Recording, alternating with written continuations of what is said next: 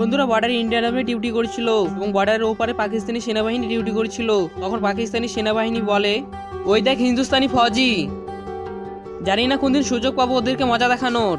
হিন্দুস্তানি শান্তিপ্রিয় দেশ, তোদের মতো দৈত্যরা এখানে থাকে না। শান্তি তাই বলে হাসতে থাকে। যেদিন সুযোগ পাবো সেদিন তোদের বুঝাবো কতটা ঘৃণায় ভরা তোদের হিন্দুস্তানের প্রতি। যেদিন তোরা হিন্দুস্তানের সত্যটা জানতে পারবি, ভালোবেসে গলা মিলিয়ে নিবি।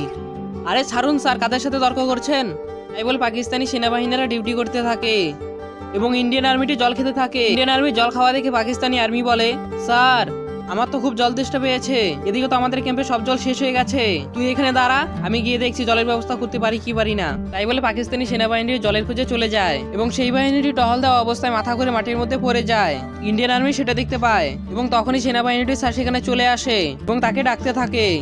তখন ইন্ডিয়ান আর্মিটি জলের বোতল নিয়ে তাদের কাছে চলে যায়। পাকিস্তানি সেনাবাহিনীটি ইন্ডিয়ান আর্মিটির দিকে দেখতে থাকে। বেশি ভেবো না, ওকে জল পান করিয়ে দাও, ওর এখন খুব প্রয়োজন। তখন পাকিস্তানি সেনাবাহিনীটি সেই জলের বোতলটি নেয় এবং জলের বোতলের মুখা খুলে সেই আর্মিটিকে জল খাওয়ায় এবং পাকিস্তানি সেনাবাহিনীটি ইন্ডিয়ান আর্মিকে থ্যাংক ইউ স্যার বলে। বন্ধুরা হিংসা নয়, ভালোবাসো, সাবস্ক্রাইব করে পাশে থেকো, আরও এগিয়ে যেতে সাহায্য করো। জয় হিন্দ।